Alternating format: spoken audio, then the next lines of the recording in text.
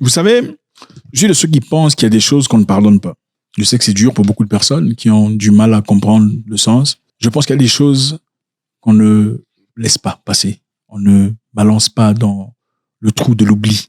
Il y a certaines choses pour lesquelles il faut que la personne paye d'abord. C'est dur, mais c'est ça, la vie. La vie, c'est pas l'église, je suis désolé. L'église, c'est bien, okay? La générosité, tout ça, mais malheureusement, les humains ne sont pas généreux, pas du tout. Je suis de ceux qui pensent qu'il y a des choses qu'on ne pardonne pas, il faut punir. Il y a des choses pour lesquelles une personne, un humain, s'il fait, il ne mérite pas d'être parmi les autres humains. Je suis désolé. Voilà pourquoi certaines personnes assument la condamnation de mort. Et il y a beaucoup de personnes qui sont trop mous pour ça. Moi, je pense qu'il y a des choses qu'on fait dans la vie, il faut donner sa vie pour ça. On ne mérite plus d'être réétabli dans la société. Sénégal, voilà le Sénégal, un très beau pays que j'aime beaucoup. Un pays riche de culture et beaucoup de choses. Malheureusement, une situation horrible se passe au Sénégal. 14 personnes ont été interpellées dans un réseau de dédophiles. Quand je dis dédophiles, vous savez de quoi il s'agit. 14 personnes ont été interpellées au Sénégal pour dédophilie en bande organisée. OK ? Je vais essayer de lire ici pour que vous compreniez tous. Alors, on dit au Sénégal, la police a démantelé un réseau international de dédophilie. OK, vous savez de quoi il s'agit. 14 personnes ont été interpellées, toutes de nationalité sénégalaise. Ça fait du mal. Alors, ces personnes ont été accusées notamment de dédophilie en bande organisée. OK ? On continue. 4 parmi ces personnes ont agi en contrepartie d'argent. Donc, ils ont été payés par quelqu'un. Qui a payé? C'était sur instruction d'un Français. Un Français a payé des Sénégalais au Sénégal pour conduire un réseau de dédophilie chez eux à la maison pendant qu'ils sont payés depuis la France. Le Français aussi aurait été arrêté et l'affaire a choqué tout le monde, en tout cas beaucoup de personnes au Sénégal. Les organisations de droits de l'homme appellent à des sanctions exemplaires. Des sanctions exemplaires. Et moi, je suis pour ça. Des sanctions exemplaires. Et nous savons que jusque-là, 150 enfants auraient pouvoir été victimes de ces histoires. 150 enfants de moins de 15 ans. Maintenant, la particularité de cette histoire, c'est quoi? La particularité est que, d'après la police, les 14 personnes mises en cause ont été accusées de dédophilie, de bande organisée, de proxénétisme, de viol. Vous savez de quoi viol il s'agit? Sur de moins de 15 ans, mais des actes de transmission volontaire. Actes de transmission volontaire du VI. Transmission volontaire du VI. En français, facile, parce que voilà, nous sommes des humains. C'est pas la littérature. Ces gens sénégalais sont payés par quelqu'un venant de la France. Leurs objectifs, c'est quoi? Chercher des enfants de moins de 15 ans. Organiser de bandes de situations où ces enfants de moins de 15 ans sont violés, sans protéger. Et généralement, sciemment avec des personnes atteintes de BIH. Je recommence. Des Sénégalais sont arrêtés après avoir reçu de l'argent régulièrement d'une personne en France pour emmener des enfants ensemble, être pris de force des enfants, des jeunes garçons, principalement des jeunes garçons, émasculer des jeunes garçons. Ces enfants sont violés et généralement sont soumis à des interactions sans pro avec des personnes atteintes du VI. L'objectif, c'est quoi? On prend des photos et des vidéos, on les balance à la personne tordue en France qui publie et se font de l'argent. Ça me dépasse.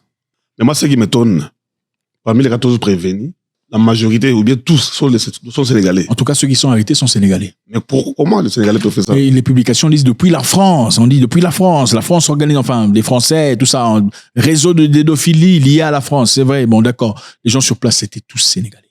Et ça fait la honte dans mon cœur. Comment pouvez-vous faire ça à vos propres enfants? Ça me dépasse. Vous savez, dans l'esclavage, quand le maître voulait asseoir son pouvoir sur les Noirs, qu'est-ce qu'il faisait? Il cherchait le Noir le plus robuste parmi les autres Noirs. Et ce Noir le plus robuste, on le mettait au milieu. Après l'avoir tabassé, après avoir résisté au chef ou au maître, on va le courber devant tout le monde. Ou le maître va se mettre derrière lui et faire ce que vous imaginez là. De manière le plus brutale pour l'humilier, pour l'émasculer, devant ses femmes et ses enfants et toute sa génération. Et quand on fait ça à l'homme le plus robuste, qu'est-ce qui se passe? Vous tous, vous êtes ramollis. Si on a fait ça dans le passé, comment est-ce qu'aujourd'hui, à cette ère, 2021, vous pouvez prendre des enfants, même s'ils ne sont pas vos enfants directs, considérez-les comme vos neveux, considérez-les comme les enfants de vos voisins. Vous faites ça avec ces enfants sans protéger. Et on emmène sciemment des gens qui sont atteints du VI. Parce qu'il y a des gens tordus sur Internet. Je sais que vous ne savez pas, mais ça coûte beaucoup d'argent. Il y a des folies qui coûtent beaucoup d'argent. Pourquoi vous pensez que l'histoire là existe? Comment vous appelez ça? Là où les gens vendent leurs pieds, Ça s'appelle quoi, là, les gens vont nus récemment? Il y a des comptes, là, j'ai oublié comment vous appelez ça. Là, les gens vont nus, enfin, ou à moitié nus, tout ça, ils se font de l'argent. Les gens sont prêts à payer. Moi, je connais une femme, personnellement, qui reçoit beaucoup d'argent pour ses pieds. Elle met ses pieds sur Internet. Elle vend ses pieds à des gens, des vieux qui deviennent fous pour les pieds. Ce sont les pieds. Et il y a aussi des gens qui, évidemment, achètent à un prix fort des actions où des hommes sont en train de prendre des forces des jeunes garçons de l'Afrique. Et précisément dans une situation pour créer un peu d'ampleur. Vous savez, un film n'aurait pas son sens, ce ne serait pas excitant si le film n'a pas de drame. Alors le drame dans cette situation qui est censée être intime, c'est d'emmener une personne atteinte de BI, tout ça, pour prendre un jeune garçon de force de moins de 5-9 ans. Et c'est excitant pour eux, ils donnent beaucoup d'argent pour ça. Ce sont les jeunes de 14 ans. 14 ans, c'est très peu. 14 à 15 ans, oui. Ça fait mal au cœur. Comment vous pouvez justifier ça? Comment pouvez-vous justifier ça? Manque d'argent? Ce n'est pas possible. Moi, je pense des gens... Attendez. Je pense qu'au Sénégal, vous allez en prison pendant 10 ans. C'est une perte d'espace. Je suis désolé. Mettez-les devant la cour et faites tomber. Faites tomber tout ça. Vous allez faire quoi de ça? Vous savez, il y a des choses qu'on ne pardonne pas. Sinon, Dieu aurait déjà pardonné Satan. Écoutez, il y a des choses, des situations qu'on te fait, tu ne pardonnes pas. On ne pardonne pas. Parce que à moi, si tu fais ça à mon enfant, moi, je vais manger ta chair. Moi, je vais te mordre, même pas avec le couteau. Je mords, je coupe, hein, je bois ça. Et puis, je jette la salive et puis j'avale. C'est ça. Des gens comme ça, il faut les... Monsieur, j'ai choqué. Monsieur est choqué. Il y a des choses qu'on ne pardonne pas. Sinon, Dieu aurait pardonné Satan. Les gens qui disent, oh, Satan n'a pas demandé pardon. Mais Dieu vous demande de pardonner les gens qui ne vous ont pas demandé pardon. Quand vous leur dites, Dieu n'a pas pardonné Satan, oh, est-ce que Satan a demandé pardon? Les avocats de Dieu. Mais on vous dit à vous, il faut pardonner ceux qui vous ont offensé, même s'ils n'ont pas demandé pardon, n'est-ce pas? Pourquoi lui-même, il n'applique pas ça? Hein? Le pardon libère, mais qu'il applique aussi le pardon lui-même pour que ça libère. Il y a des choses qu'on ne pardonne pas dans la vie. Des choses comme ça, on ne pardonne pas. Vous voulez réhabiliter quoi? La prison est censée être là pour réhabiliter les gens, les renvoyer en société. Une personne qui prend un enfant de moins de 6 ans ou 5 ans, vous lui faites ça à un garçon. D'abord, vous quittez l'espace. Même pour une fille, ce n'est pas acceptable. Mais vous prenez un garçon aussi. Okay? Pour une fille, ce n'est pas acceptable. Mais vous prenez un garçon qui va à l'encontre de la nature. Vous le faites ça, et spécifiquement avec une personne atteinte d'une maladie incurable. Qu'est-ce qu'on veut réhabiliter là? Il n'y a rien à réhabiliter. Il y a les ordinateurs qu'il faut redémarrer et les autres qu'il faut jeter à la poubelle. Je suis désolé. Les gens pareils.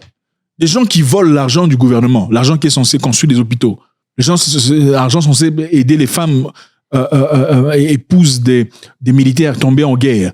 Les gens qui prennent l'argent censé aider les orphelins. Ce sont des gens qui n'y a pas à réhabiliter. Placez-la, finissez-les. Si ce n'est pas il faut le... Je suis désolé, il faut vous dire des vérités. Ça choque, mais c'est ça. Ça marche en Chine, ça fonctionne. Ça marche en Chine, ça fonctionne. Ils ne se plaignent pas de corruption comme ça, en tout cas pas du tout. Et en général, si vous regardez la moyenne, il n'y a pas match. Je suis désolé. Vous aimez trop, oh non, il faut pardonner. Ce n'est pas tout qu'on pardonne. Ce n'est pas... Toi, tu veux pardonner parce que ce n'est pas ton enfant. Oui, tu veux pardonner ça parce que ce n'est pas ton enfant. Fais d'abord ton enfant à toi. Fais d'abord qu'on prenne ton enfant, qu'on lui fasse pas ce... Mais qu'on touche seulement, que ton enfant te dise, il y a une personne qui m'a touché de manière inappropriée. Voir comment tu vas réagir. Une histoire très similaire se passe en Afrique du Sud actuellement, monsieur Robert. En Afrique du Sud, au Cape Town, pour ceux qui préfèrent, la ville du Cap planifie activement de financer la construction d'un mur. Okay? Un mur très intéressant.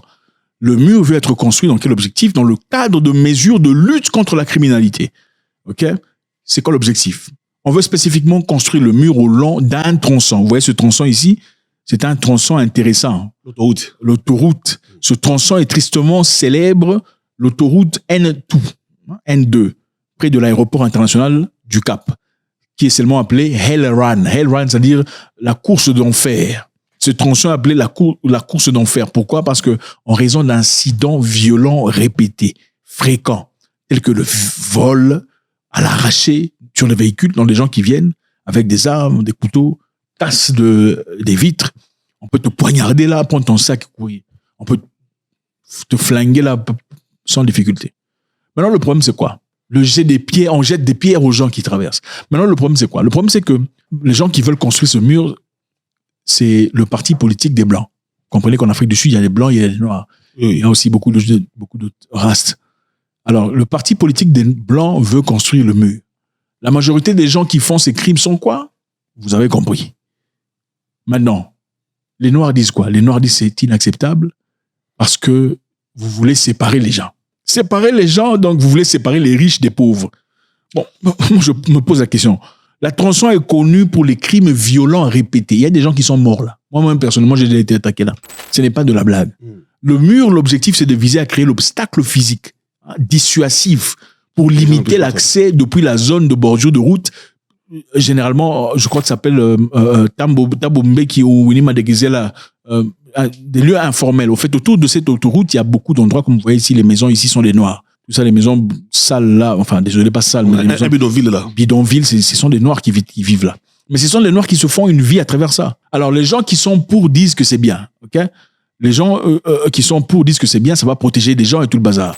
Les gens qui sont contre disent que c'est à cause du manque d'emploi, c'est à cause de la pauvreté. Qu'est-ce que vous pensez? Non, moi je pense que jouent les victimes parce que ce sont les criminels qui peuvent revendiquer ce genre de choses. Puis il y a la ségrégation ou bien c'est la façon de préparer. Évidemment, voilà ce qu'on dit. Les critiques disent c'est un symbole de division et d'inégalité. Ok, séparant physiquement les zones les plus aisées suburbaines des townships les plus pauvres. Donc vous voulez séparer les riches des pauvres. Ok, c'est ça. L'objectif pour vous, vous voulez empêcher, parce que la route, cette tronçon vient de l'aéroport, empêcher aux touristes de voir la réalité de l'Afrique du Sud. Mais ce n'est pas ça. C'est un gaspillage total d'argent. Avec cet argent, on peut dépenser pour créer des logements, des cliniques, de l'emploi et tout le bazar. Mais moi, je me dis, créer des emplois, des cliniques et tout ça, est-ce que ça va réduire la mentalité d'une personne qui est naturellement criminelle? Non. Non. Même si vous créez de l'emploi pour lui, il va amener sa criminalité dans cet emploi. Un criminel, c'est un criminel, qu'il soit noir ou blanc.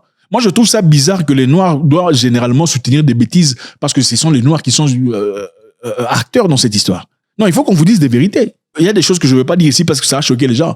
On sait qui commet ce genre de crimes. Nous savons qui commet ce genre de crimes. OK?